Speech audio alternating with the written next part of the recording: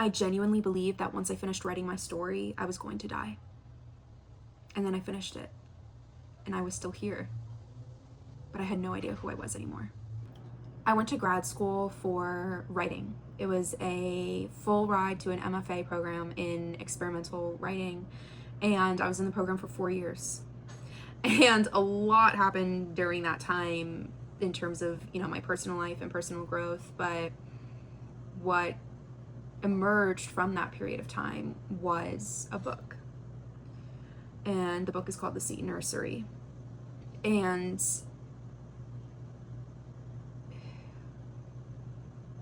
writing it was truly, it was a crucible.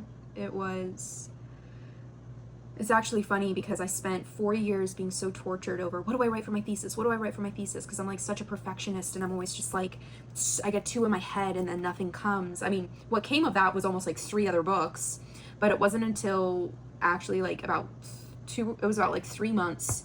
It was in my very, very last quarter of grad school. I thought I was going to do something completely different, but I actually ended up ending things with my partner at the time. Of course, her story wasn't yet over, but it was a big break.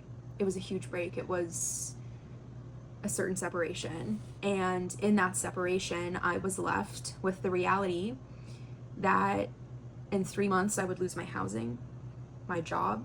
I had already lost my family.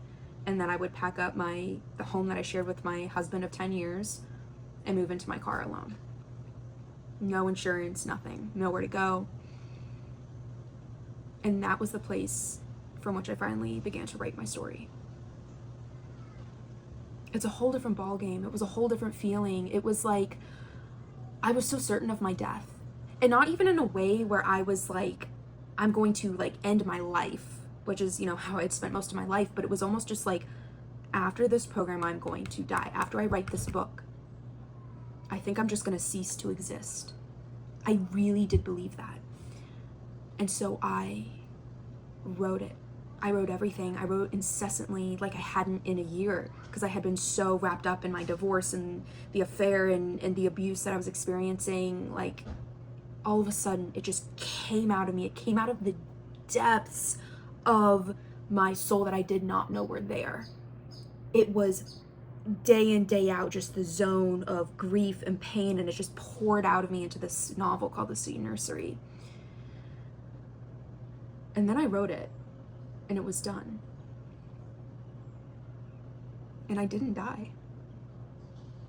I did pack up an apartment to go nowhere, but I kept living. And it was a very confusing time. I feel like my life had completed in a way. It was as if like I wrote this book so that I could die, so that I could finally get this pain and this grief and this truth out of me that I had been carrying like a ghost, this anchor in my soul that just tortured me. And now it was in these 260 pages. And I didn't know what to do. I moved into my car with nothing really except me and this book. And I remember it was just like, I slept in the back with this book. Like I kept it under my pillow. It was almost like, my child. Like I felt so protective of it. It was my story. And, at this point, only, 5 people in the world have read it because I wasn't ready. I just wasn't. I didn't know what it meant. I didn't know, what I wrote it for, who I wrote it for. And, now looking back, I know I wrote it for me and nobody else. But in writing it for me, I wrote it for everybody else, And really it's been 2 years almost, actually to the day, that I finished it. And during those 2 years, I really haven't written a thing. My relationship to writing really, really abruptly changed. I think grad school had a lot to do with that, given the fact that like writing went from something that was like a hobby and I did for fun, and it was like this outlet into like 4 years of like, this is your job. There's something you have to write in order to leave, in order to pay your bills. That does something to somebody. But then also it was like, after this book, after I wrote it and I put these words into these pages, it was like, I didn't know what else to say. because that story had been my whole life. It had been my only story. It had been my only identity. And I didn't know who I was now that I wrote it. I didn't know who I was without this story locked so deeply inside me. And so I stopped writing. I stopped writing for a long time, and it wasn't until I was on the Camino de Santiago in Spain, I went on this pilgrimage alone, and I just walked and walked, and I thought about, what do I want to take with me to the end of the world? Because I went to Tierra del Fuego, which is like the end of the earth. That's where I wanted to end my Camino, and well, I actually ended it it was in Finisterre. That's the one in Spain. The other one was the one in Argentina. But I ended my walk in Muxia, and this whole pilgrimage, I carried this book with me. I literally held it as I walked, like 8 hours a day. I flipped to pages, I read, I held it, I cried. This is what I wanted to bury. It was a story. It was like I wrote it and I died, but I didn't know how to bury it. I couldn't move on. It was almost like I was just this ghost that continued to exist, and I wasn't sure why, because I never prepared for it. I thought surely once this was out of me, I would just cease to exist. I don't know how else to explain it.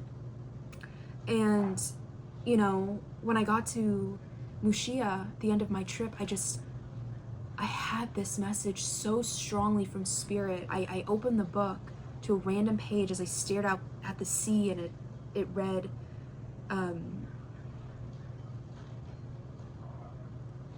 that I want to tell a different story.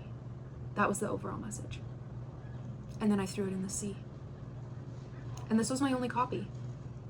This was the only physical copy. I literally used the last money in my bank account to just print this only copy. I actually got in trouble because I couldn't offer a physical copy to my thesis committee. They had to read a digital copy, but I knew I had to hold it in my hands. It had my thesis notes, and so truly throwing it in the sea did feel, there was somewhat of course I have a digital copy, but there was some finality to it. It was a loss in a way. It wasn't for nothing. It wasn't just symbolic.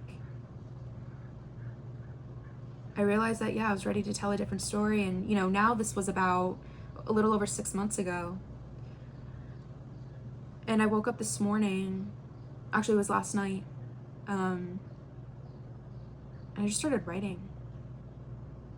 I just started writing without thinking too much, but, I realized that for so long, my identity not only was this story, but my identity was a writer, an artist.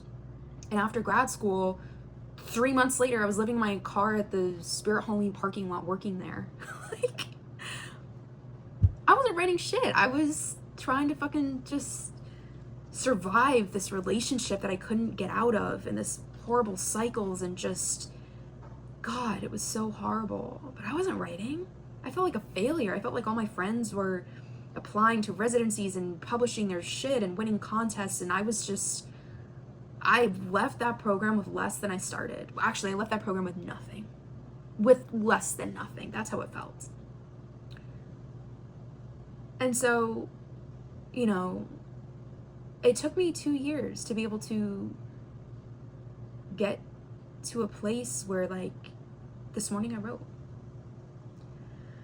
And I'm writing again, as in the last couple days. And I just wanted to say that it's okay to go away for a while. It's okay to let the way in which you express yourself, really die and be the ghost that, then has to be reborn. Don't take it as a failure necessarily and a loss of identity, but it's been a deep lesson in trust for me. And so, I don't know, maybe I'll just read part of what I wrote. I was the only prey in the forest. My whole life, they smelled it on me. My blood on your mouth on my cunt. I told you I wanted to be hunted. I didn't say killed. Didn't have to. We had scars in the same places. The first time we lay naked, I asked, if you would kill me, how would you do it? Without pause, her legs pulled me in. Her hands gripped my throat, squeezed, hard, harder. Her eyes so black and full of something terrible. Like that. She said in my mouth, "Let go." I only knew how to love terrible things. It was the only time she asked me what I wanted. I told her we were on a rowboat in the middle of the ocean. An anchor roped my waist. How she dropped me over the side like a small child. We stared into each other, said nothing. Then she let me go. I didn't have other stories for freedom. Yeah. I think I'm beginning to write new ones for freedom. Pause for the Mamba water drinking. What a glorious sound. They should make that a nighttime sleep sound. Take your clinking, clacking nails over the other. Thank you. It's on the carpet now. The head shake sound effect as well. Okay. Thank you. Thank you. Heard, chef.